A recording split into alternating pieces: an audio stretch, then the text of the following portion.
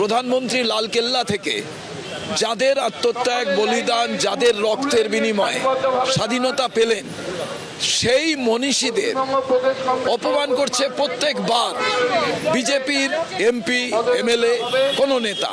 এবারে আমরা ভাবতেই পারি না নেতাজি সুভাষচন্দ্র বসুকে বাংলার মাটিতে অপমানিত হতে হবে বিজেপির সাংসদের দ্বারা, এবং তিনি স্বঘোষিত হচ্ছে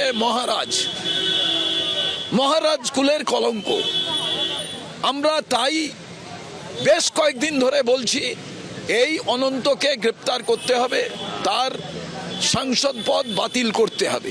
প্রধানমন্ত্রী তিনি নেতাজির টুপি মাথায় পড়ে আজাদ হিন্দ ফৌজের সম্পর্কে অনেক ভালো ভালো কথা লালকেল্লা থেকে বলেছিলেন।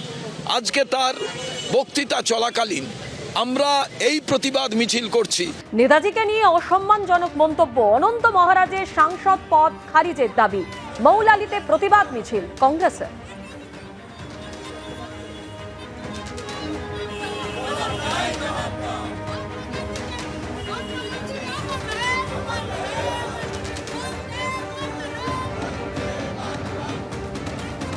প্রধানমন্ত্রী লালকেল্লা থেকে যাদের আত্মত্যাগ বলিদান, যাদের রক্তের বিনিময়ে স্বাধীনতা পেলেন, সেই মনীষীদের অপমান করছে প্রত্যেকবার বিজেপির এমপি, এমএলএ, কোন নেতা।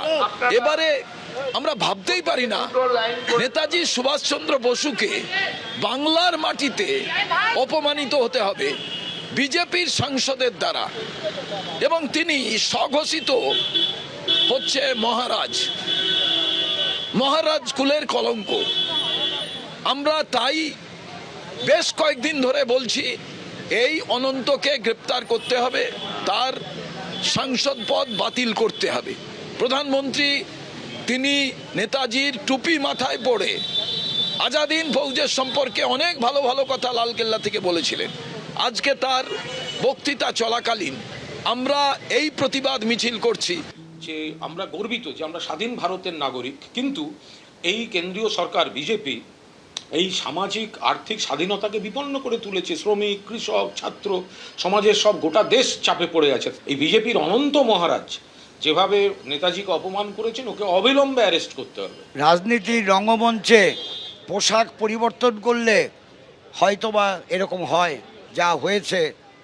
যার নাম সাংসদ, যার নাম অনন্ত মহারাজ, আমি কমিউনিস্ট পার্টি তার ভুল স্বীকার করতে জানে, দাঁড়িয়ে বিশাল সমাবেশের মধ্যে দাঁড়িয়ে বহু বছর আগে কমরেড জ্যোতি বসু বলেছিলেন আমাদের পার্টি সুভাষ বসু সম্পর্কে যে একটা মন্তব্য করেছিলেন সে মন্তব্য সঠিক ছিল না, সেটা ভুল ছিল, আমরা ভুল সংশোধন করেছি।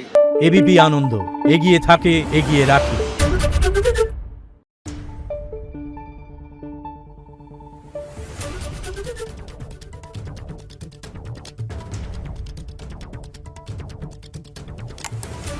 Thank you.